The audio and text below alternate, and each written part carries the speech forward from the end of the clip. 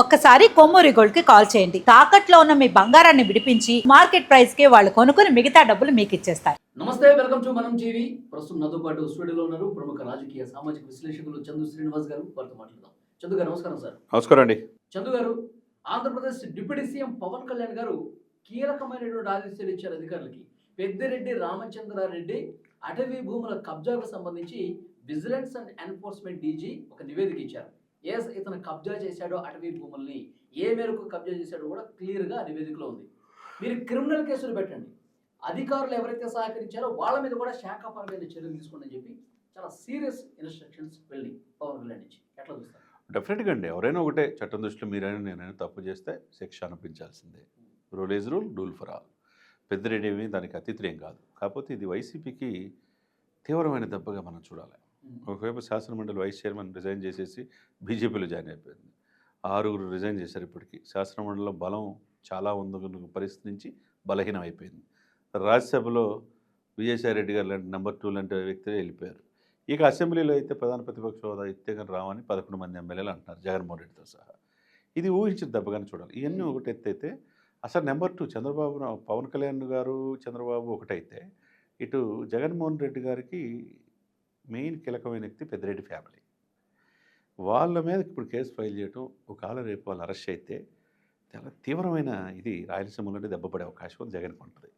ఎందుకంటే ఈ కూటమి అధికారంలో వచ్చిన తర్వాత అటవీ శాఖ మంత్రిగా యాజ్ అ డిప్యూటీ సీఎంగా నాట్ ఓన్లీ మదనపల్లిలో ఫైల్ తగలబడిపోయినాయి చూసాం. దాని మీద ద్వారకా తిరుమల వెళ్ళారు, ఎంక్వైరీ చేశారు. చిత్తూరు పరిసర ప్రాంతాల్లో ఒకవైపు చెవిరెడ్డి, ఒకవైపు బొమ్మన కరుణాకర్ రెడ్డి, ఒకవైపు పెద్దిరెడ్డి, వీళ్ళంతా దోచేశారనేది ఒక ఆరోపణలు ఉన్నాయి.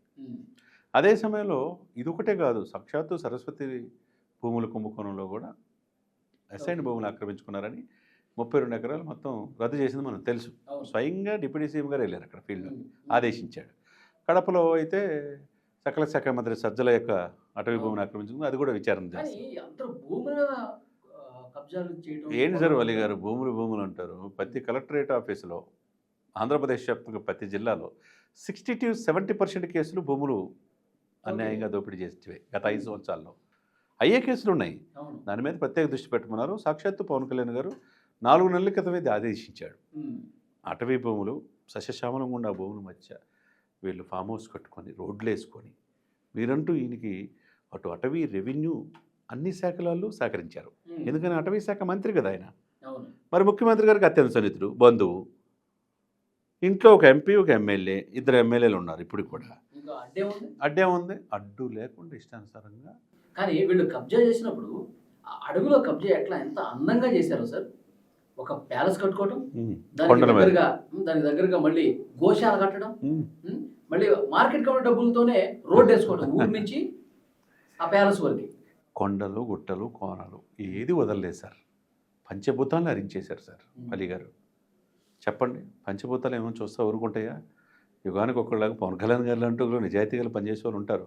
మా అటవీ శాఖ సంరక్షకుడిగా రెడ్ శాండిల్స్ ఇదే పెద్దిరెడ్డి, మిథున్ రెడ్డి పేరు చెప్తే చెక్ పోస్టులు దాటి నేపాల్లో వెళ్ళిపోయి నేపాల్ నుంచి పిలిపిస్తున్నాను అన్నాడు. 2 లారీలు వచ్చినాయి. అది కూడా విచారణ దశలో ఉంది పెద్దిరెడ్డి మీద. వీళ్ళు అప్ టు డేట్ వాళ్ళ కొడుకు అయితే మిథున్ రెడ్డి కసిరెడ్డి కేసులో లిక్కర్ స్కామ్లో ఉన్నాడు. సుప్రీంకోర్టు బెయిల్ కూడా ఇవ్వాల. హైకోర్టు నుంచి సుప్రీంకోర్టుకి వెళ్ళాడు. ఇక పెద్దిరెడ్డి అయితే మొన్న మధ్య బాత్రూంలో జారిపడ్డారు అంటున్నారు. సరే, వీళ్ళు ఎన్ని ప్రయత్నాలు చేసినా క్రిమినల్ కేసులు ఫైల్ చేయమన్నారు. క్రిమినల్ కేసులు అంటే ప్రభుత్వ భూమిని అన్యాయంగా ఆక్రమించుకోవటం, అదొకటి.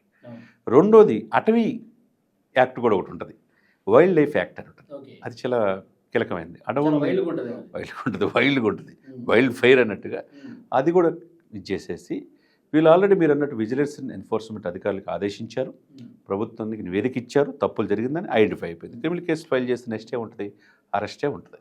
డెఫినెట్గా ఒకటి సార్, నిజాయితీగా చెప్పండి, సీరియస్గా చెప్పండి, అరెస్ట్ అయ్యే అవకాశం అసలు ఉందంటారా? ఎందుకంటే ఎన్ని కబ్జాలు చేశారో, ఎన్ని స్కాములు చేశారో అన్నీ కూటమి ప్రభుత్వం వచ్చిన తర్వాత మాట్లాడుకుంటూనే ఉన్నాం. సజ్జల అటవీ భూములు కావచ్చు, పెద్దిరెడ్డి కావచ్చు, ఇంకొకరు కావచ్చు, ఇవన్నీ బయటకు వస్తున్నాయి, వార్తలు వస్తున్నాయి. కానీ అరెస్ట్ వరకు పోవట్లేదు. అసలు నిజంగా వీళ్ళకి చిత్తశుద్ధి ఉందా? అరెస్ట్ వరకు పోతారా? ఇప్పుడు రోజా ఉన్నారు సార్, ఆడుదాం ఆంధ్ర అన్నారు, పెద్ద ఎత్తున స్కామ్ జరిగిందని చెప్పారు, దాన్ని ఊసేలేదు. ఇలాంటివి చాలా ఉన్నాయి. అరెస్ట్ చేసే పరిస్థితి ఉందా?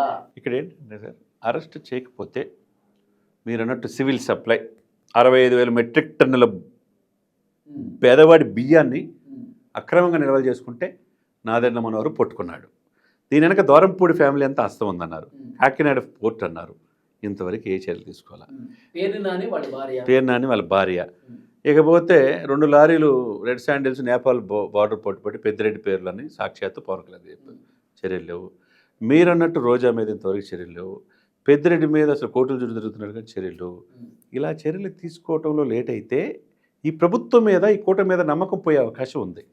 అది పెద్దలు పరిశీలించి త్వరితగత నిర్ణయాలు తీసుకుంటే వాళ్ళు కూడా ఏంటంటే వీళ్ళ మీద పూర్తిగా ఫిక్స్ చేయడానికి ఆధారాల కోసం లేట్ అవుతుంది.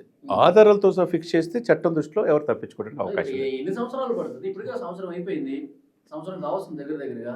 ఇంకా 4 సంవత్సరాల పాటు ఇదే విచారణలు ఇవే కమిటీలు ఉంటాయా? అవి ఉండకూడదని అంటున్నా. ప్రజల్లో నమ్మకం కలగాలంటే 151 సీట్ల నుంచి 11 సీట్లకే పరిమితం ఎందుకు చేశారు?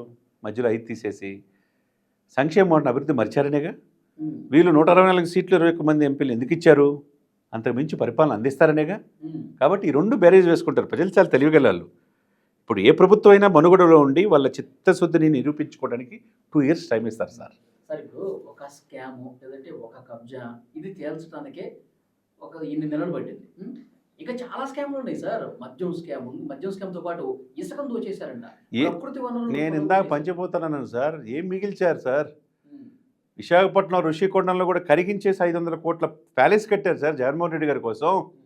మీరు నేను చూసామా? ఫ్యాను 40,000 రూపాయల ఫ్యానా? అంతేనా? ₹1,00,000 ఫ్యాన్ అనుకుంటా. 40 లక్షల రూపాయల టబ్ అంట. మనం అమ్మోడు అసలు మనం ఎప్పుడైనా చూసాము? ఎవరు సొమ్ము అది? సొమ్ము. కాబట్టి ఇటువంటి అన్నిటి కూడా త్వరితగతిన విచారించి కేసులు ఫైల్ చేసి ఎంత పెద్ద తలకాయలున్నా వాళ్ళని ముక్కు పిండి కక్కించాల్సిన అవసరం ఉందన్నమాట. లేకపోతే ప్రజలకి ఈ కూటమి మీద నమ్మకం పోయే అవకాశం స్పష్టంగా ఉంది. తప్పేం కాదు. ఇప్పుడు ఉన్నట్టు చెప్పడమే మన బాధ్యత. జగన్మోహన్ రెడ్డి గారు మనకేం చుట్టం కాదు, చంద్రబాబు నాయుడు మనకేం చుట్టం కాదు, పవన్ కళ్యాణ్ గారు మనకేం చుట్టం కాదు. ప్రజలే మనకు చుట్టాలు. ప్రజలే అల్టిమేట్గా నిర్ణయించేది. ప్రజలు మిమ్మల్ని నమ్మినప్పుడు మీరన్నట్టు ఇప్పటికే లేట్ అయిపోయింది. ఇవన్నీ కూడా విచారించి ఎవరు దీని మీద ఎంత పెద్ద తలకాయలు ఉన్నా శిక్షిస్తే ఆధారాలు సంపాదించాలి, సర్వేలు చేయాలి, నివేదికలు రావాలి. ఇంతకాలం లేట్ అయింది అనుకున్నాం. ఇప్పుడు పవన్ కళ్యాణ్ గారు నేరుగా ఆదేశాలు ఇచ్చారు, క్రిమినల్ కేసులు నమోదు చేయండి అని. మరి ఇప్పటికైనా ఇది అరెస్టుల వరకు వెళ్తుందా? ప్రొసీజర్ ఏ విధంగా ఉండే అవకాశం? డెఫినెట్గా అరెస్ట్ చేయాలండి. క్రిమినల్ కేసులు ఫైల్ చేయాలి. ఇది ప్రభుత్వ ఆస్తులు అక్రమంగా చేసుకుంటే ఎంతటి వాడినైనా అరెస్ట్ చేసి లోపలేయాల్సిందే. ఎవరేమో అతిథులేం కాదు. ఇక్కడ పెద్దిరెడ్డి కొడుక అనేది కాదు ఇక్కడ ముఖ్యం. ప్రజల సొమ్ములు దోచారా లేదా, ఎవిడెన్స్ కనపడినాయా లేదా, ఏరియాలు యూజ్ చేశారా, మొత్తం కూడా వచ్చేసినాయి కదా. ఇంకా ఎన్ఫోర్స్మెంట్ వాళ్ళ శాఖ కూడా నివేదిక ఇచ్చినప్పుడు ఇంకెందుకు ఎదురు చూడాలి? ఇంకా ఎదురు చూస్తే కనుక ప్రభుత్వం మీద నమ్మకం సనగిలే అవకాశం స్పష్టంగా ఉందన్నమాట. ఇది ఓన్లీ మాటల ప్రభుత్వమే లేదంటే వీళ్ళు ఏమైనా భయపడుతున్నారా? ఇలాంటి అనుమానాలు వచ్చే అవకాశం డెఫినెట్గా దీంట్లో ఎట్టి పరిస్థితుల్లో క్రిమినల్ కేసులు ఫైల్ చేస్తారు. పార్షల్ యాక్ట్ కూడా ఇంక్లూడ్ అవుతాయి. డెఫినెట్గా దీంట్లో పెద్దిరెడ్డి పేరు మీద ఉందా, లేకపోతే వాళ్ళ బినామీ పేరు మీద ఉందా, వాళ్ళ కుటుంబ సభ్యుల పేరు మీద ఉందా, ఎవరి పేరు మీద ఉంటే అది, తర్వాత ఎవరు పెట్టించారనేది వాళ్ళు కూడా చెప్తారు కదా. చెప్పే క్రమంలో వాళ్ళు A1 A2 A3 చేరుస్తారు. అడిషనల్గా ఛార్జ్ షీట్ వేస్తారు. డెఫినెట్గా వాళ్ళు జైలుకి వెళ్ళే అవకాశాలు స్పష్టంగా కనపడతాయి. విచారణకు హాజరైనప్పుడు సజ్జల రామకృష్ణారెడ్డి టీడీపీ ఆఫీస్ మీద దాడి కేసులు విచారణకి వెళ్ళి బయటకు వచ్చినప్పుడు ఏమంటున్నాడు ఆయన? అక్రమంగా అరెస్టులు అన్నీ చేస్తా ఉన్నారు, నిజంగా మేము అధికారంలోకి వచ్చుంటే మేము కూడా ఈ విధంగా చేస్తుంటే అసలు మీ పార్టీలు ఉండేవా అన్నాడు ఆయన. అంటే బెదిరింపులు, ధోరణి ఇవన్నీ మామూలు అలవాటు పడిపోయారు. కానీ ప్రజలు చూస్తూ ఉన్నారు సార్. మీరన్నట్టు ఇమ్మీడియట్గా నేరం చేసినోడికి శిక్ష పడితే మిమ్మల్ని నమ్ముతారు. లేకపోతే ఆ నమ్మకాన్ని సలగించే అవకాశం. చూద్దాం సార్ నెక్స్ట్ ఏం జరగబోతున్నది. పవన్ కళ్యాణ్ కీలకమైన ఆదేశాలు అధికారులకు ఇచ్చారు, నివేదిక కూడా వచ్చింది కాబట్టి సో ఏం జరుగుతుందో చూద్దాం. మళ్ళీ మాట్లాడదాం. Thank you very much.